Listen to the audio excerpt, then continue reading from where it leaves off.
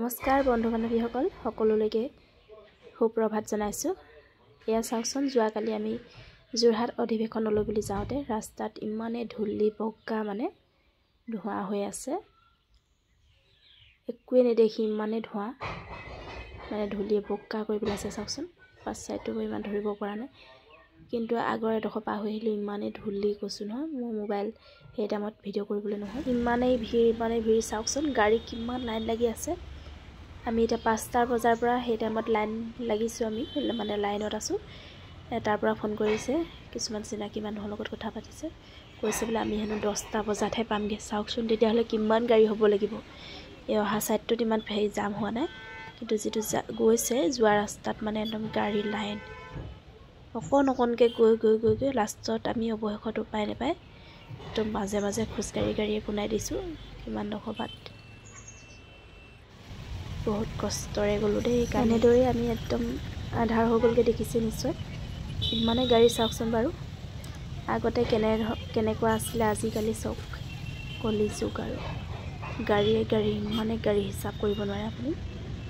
আগতে এখন বাছৰ কাৰণে কেনিবা যাবলৈ ৰখি থাকিব লাগে, আৰু তেতিয়া যিটো আমোদ লাগে গাড়ীত উঠি, এতিয়া সেইটো অনুভৱেই নহয়। গাড়ীত উঠিলেই অশান্তিহে লাগে, আৰু একদম মানে এতিয়া খোজকাঢ়ি গৈ থাকোঁতে ইমানেই গাড়ী মানে ডিজেল পেট্ৰলৰ গোন্ধ ল'ব নোৱাৰি, মাথা বিষ হৈ গৈছে। চাওকচোন গাড়ী কিমান জাম হৈ আছে, মাথা বিষ হৈ গৈছেগৈ কালি। এনেদৰে আমি মাজে মাজে খোজকাঢ়ি গৈ ভাল পাইছোঁ, কিন্তু গাড়ী গোন্ধ যিটো ওলাইছে নহয়, ধোঁৱা, ক'ব নোৱাৰি আৰু। এইটো ছাইডৰ পৰা আহি আছে, সেইটো ছাইডৰ পৰা অহা কিছুমান লোকেও কৈ গৈছে যে আমি 2টামান বজাৰ পৰা এনেকৈ লাইন লাগি গাড়ী চলাই আছোঁ। এয়া আমাৰ সংগীখিনি আহি আছে পাছত হাঁহি এনেদৰে খোজকাঢ়ি গৈ আছোঁ। কিন্তু ভাল লাগিছে লগে ভাগে গ'লে, যিকোনো জেগাত ভাল লাগে। অকলে হোৱা হ'লে কি হ'ল ঠিকানে নাই। এতিয়া লগে ভাগে গৈ আছোঁ আৰু এনেকৈ গাড়ীবিলাক ভিডিঅ' কৰি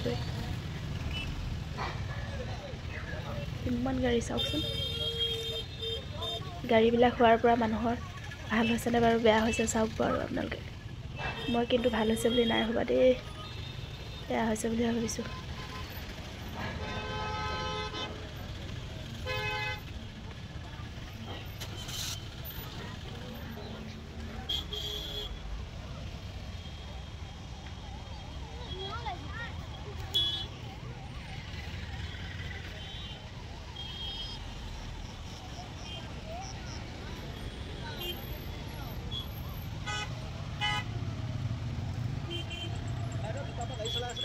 হয়,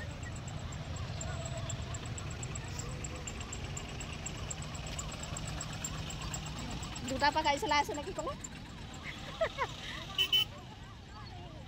কেইটাৰ পৰা গাড়ী চলাইছে এতিয়া এইকেইজনে? সেই ওলাটো একে গতি হ'ব, এনেপাই হ'ব।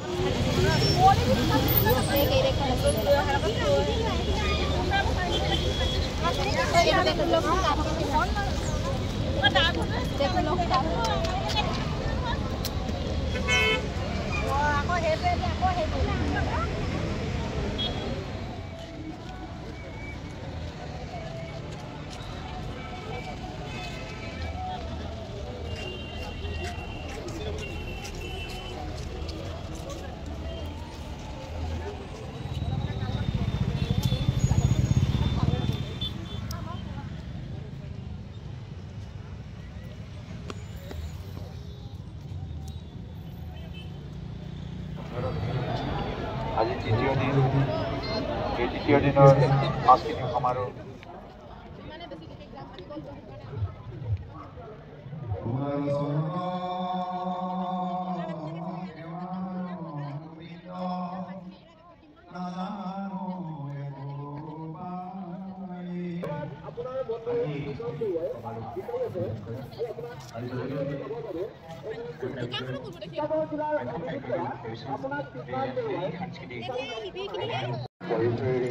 মহাবিশ্লেষণেৰে মহাব্যাখ্যাৰে প্ৰচাৰে জগত সভাৰ আগত দাঙি ধৰিবলৈ যি মহান প্ৰয়াস কৰিছে, তাৰ বাবে শ্ৰীমন্ত শংকৰদেৱ অনন্ত কালৰ বাবে সাধুবাদৰ পাত্ৰ হৈ থাকিব।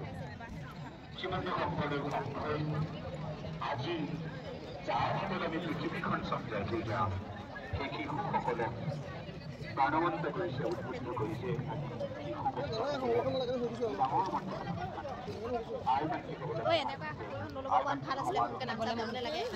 ঠগাবিলাক কেনেকৈ বিকিছে?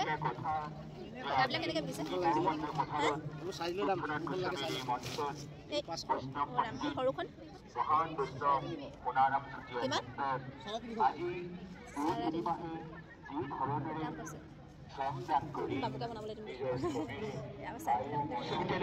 আমাৰ দেশৰ মানুহে অধ্যয়ন কৰি সদাচাৰ শিকিছিলে, লোকাচাৰ শিকিছিলে, মানৱীয় প্ৰমূল্যবোধ শিকিছিলে।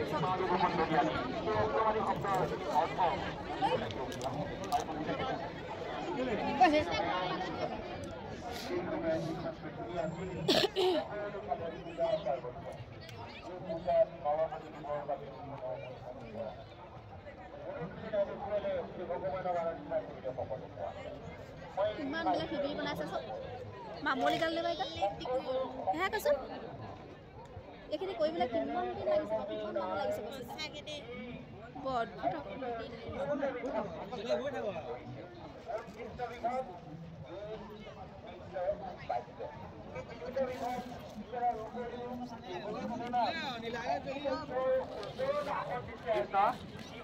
মাখিমাৰী বৰুদা খাই আৰু অংকুদাস যাদৱ আপোনালোকক বিচাৰি দাস আৰু আকাংক্ষা দাস খায়ে অনুসন্ধান কক্ষৰ সন্মুখত অপেক্ষা কৰি আছে। মাখিমাৰী বৰুদা আৰু অংকুদাস আপোনালোকক বিচাৰি দাস আৰু আকাংক্ষা দাস খায়ে অপেক্ষা কৰি আছে। আপোনালোক দুয়ো য'তে আছে অনসকলমে দীপিকা দাস আৰু আকাংক্ষা দাস লগ কৰক। কৃষ্ণ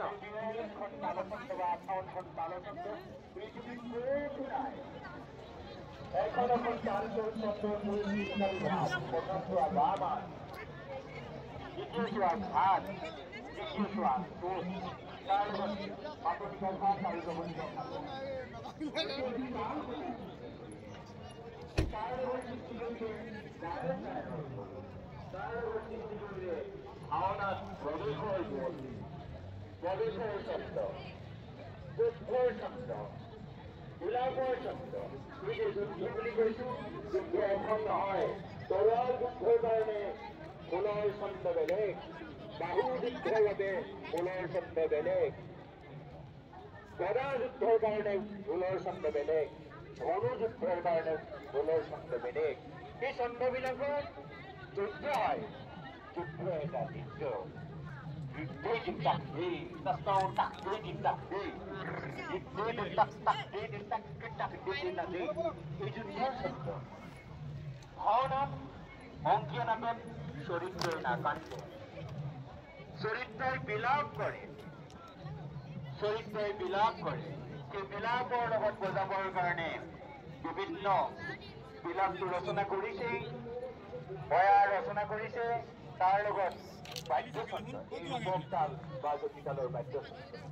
মই আপোনাসৱকে কৈছো যে এই যে ৰূপক তাল, এক তাল বহিতালৰ কথা যে কৈছো, এই যে অংকীয়া নাটৰ কথা কৈছো, শ্ৰীমন্ত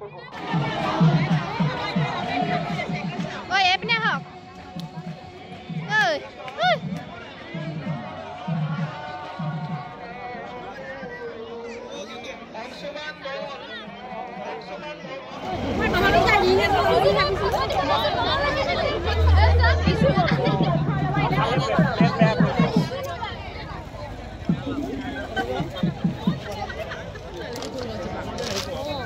হাতী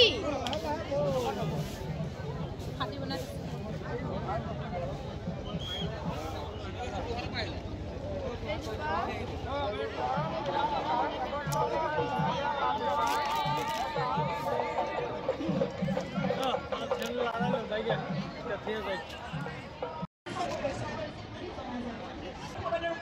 কলিমাৰ মহত্ব, ইহকাল আৰু পৰকালৰ কৰণীয় কৰ্তব্য, মানৱ জীৱনৰ খাদ্য খাদ্য, ব্যৱহাৰিক জীৱনৰ নানান ৰূপালী কথাকেই যেন কৈ যায়। বিয়া বা সাৰ্বজনীন ভোজ ভাতৰ সময়ত